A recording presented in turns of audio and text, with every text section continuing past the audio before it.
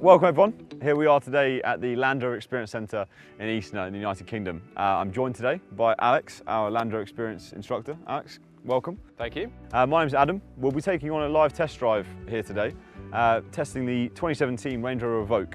So without further ado, should we take a bit more of a deep dive and have a look around it? Indeed, so as you say, 2017 Range Rover Evoque, looking very striking today in Firenze red. We've got that contemporary design, the unique silhouette of Evoque, and this one's complemented really nicely with the dynamic design pack. So we've got beautiful bumpers there, black grills on the sides, and looking rather nice. Also, Range Rover Evoque features little louvres on the bonnet there, all looking rather smart. Lots of options, lots of customization available on Evoque, so you can tweak all of these things, colours, choices, and make it yours. Beautiful. Well, speaking of customization, I can see through the windows a bit more of the interior. Not something I've seen before, so should we take a look? Indeed. So quite a striking interior in the vehicle. The contrast between the two different colour in the leather there and the contrast stitching as well, all making rather a bold expression inside the car. Really nice, and again that customization, that configuration that we can choose whatever we want. All the usual Range Rover refinements in there as well, so our In Control Touch Pro and all the technology and comfort that you'd need for a journey. In the second row, plenty of room as well, so enough room in there for 3 adults, plenty of leg space, plenty of headroom. We've also got the centre armrest, and again, nice inviting place to be. So even with the seats up like this, plenty of room in the boot. So 575 litres of boot space in Range Rover Evoque. Plenty of room for what you might need. PowerPoint in this car allows us to plug things in, so really handy. A nice day like today, we could plug in the fridge, lash it down on the little lashing eyes there, and head off into the wilds for a picnic. Excellent. Well, before we do head off, should we just take a quick look about the powertrain, a bit more about the engine as well? Indeed, let's go to the front. We've got our 2-litre Ingenium diesel, 180 PS, 430 Newton meters of torque. It's connected today with our 9-speed automatic gearbox, so plenty of torque, loads of control, really good for tackling the obstacles we're going to look at.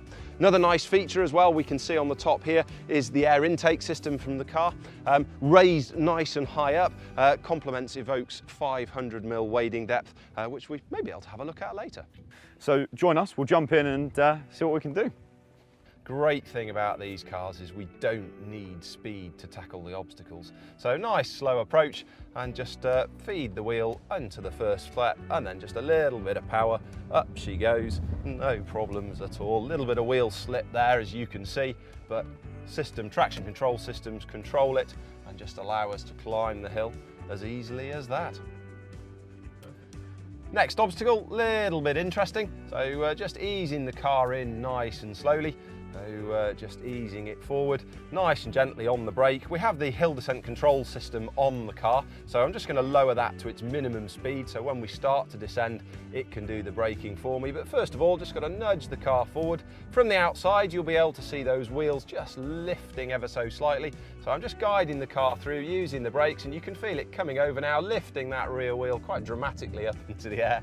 From in here, we barely notice. From the outside, you can really see what's going on. As we come down, I can take my feet away from the controls. Hill descent will guide me down onto the flat, absolutely effortlessly, no problems at all.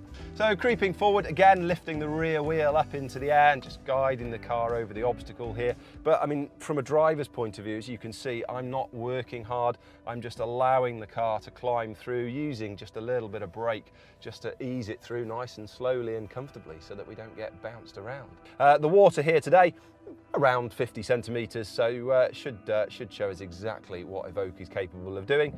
All I need to do, feet away, lower the car in nice and slowly, and then just a little acceleration, just starting to build a little bit of a bow wave, and just moving the car through nice and steadily, generating that wave there, keeping the car in motion as we climb through, and that's just helping to move some of the water out of the way, lower it around the critical components of the car, and the car, as you can see, just climbs through, no problems at all. A little bit of a descent into the obstacle here, so again just using the brakes to lower the car in nice and slowly. So quite steep, as you can see, and then as we start to come down, again taking my feet away, allowing the hill descent control to take over. I'm now going to start to turn to the left and just put the car onto a gentle side slope. Feels a little bit weird as we climb up like this, but the car will travel through quite happily. Feels odd, but no bother, no difficulties at all. I'm going to open my window and have a closer look as to just how close I am, goodness. Indeed. Starting the climb out now, obviously you've got your window open, so do take care in case we do throw any mud and things around, but you should be all right. So just gently starting to move. A little bit of wheel slip there as that front left wheel lifts into the air. So just gradually applying the accelerator, easing the car forward, and it simply climbs up, no hassle, no difficulties at all. And you can feel it just put that wheel down, lift the rear wheel up slightly into the air, and just traction control working to balance the power around between the wheels, and the car just climbs through. Just climbing onto the rollers here, you can probably see on the outside, front wheel starting to come onto the rollers there, and with just one wheel on the roller, the car has no problems at all. The other three wheels keep us moving, but as we get both left-hand side wheels of the car onto those rollers, you can see it start to struggle slightly as those wheels spin, and all I need to do is just give it a little bit of acceleration, just allow the traction control to balance the power between the left and right-hand side of the vehicle, and you can see it pulls forward, almost as if those rollers aren't there. You take one look at this and think there is no way a car is going to go up there. But with a nice line and a bit of help from the Evoque, we should be able to clamber through this very, very easily. Just using a touch of throttle, just guiding the car in nice and slowly, not too fast, just enough momentum to keep us moving up the hill, and it'll clamber in quite happily. And as we approach now, starting to lift up on the right-hand side, which means it's lowering the left-hand side, and you'll feel it just, and probably see it from the outside, just starting to break traction a little bit as those wheels lift off the ground. So again, just a small amount of traction control, just easing the car forward, and it will clamber up quite happily. So you can see that rear wheel right up in the air, and yet no problems at all for the car. As I gradually apply the accelerator, traction control systems, you'll see it keep it turning, and the system is just trying to balance the power between all the wheels. You feel it touch back down on the ground there. Again, a little bit of slip as the front left lifts into the air. Traction control eases us forward. You'll see that hopefully on the wheel as it bites with the brakes, and it stop spins as the car is balancing the torque around the wheels. And it's as easy as that. Alex will be taking us through the terrain and no doubt scaring the life out of me in a very short while. So let's jump in and yeah, let's see what this car can do. So of course we've got the terrain response, so that's allowing us to configure the car for the different surfaces that we might be travelling over. I'm using the Mud and Ruts program at the moment, so absolutely ideal for the terrain. We've got that hill descent control feature, that's applying the brakes and lowering us down the hill nice and carefully. We've also got a permanent four-wheel drive system, and that is constantly, with the help of traction control, trying to keep a balance of power between the wheels. So as we descend, hill descent control applying the brakes, lowering us down, but then as we climb, that traction control system and the 2-litre Ingenium diesel that we have and the 9-speed gearbox all working together to help keep us moving across the terrain. So Range Rover Evoque is fixed height.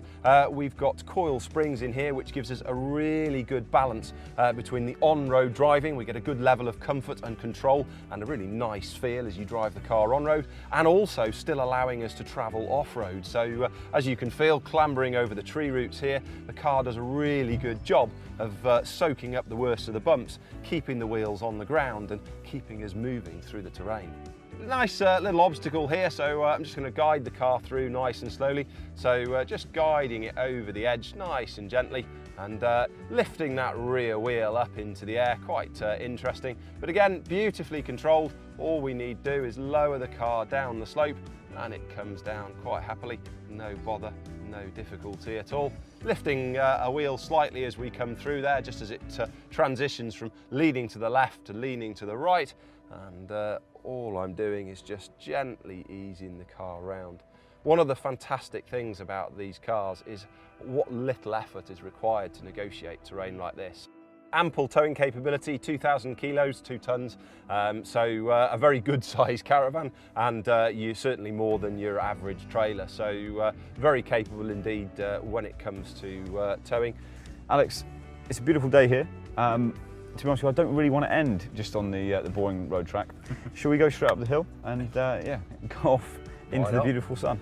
We'll pop it into grass, gravel, snow, and we can climb the hill.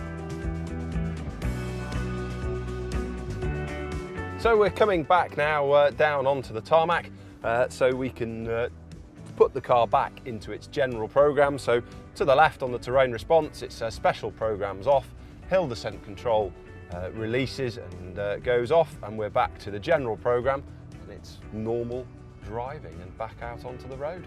So you can see we've got the navigation there, so really good navigation system. Traditional Range Rover, it's four-wheel drive, so that gives us good poise and road handling out there.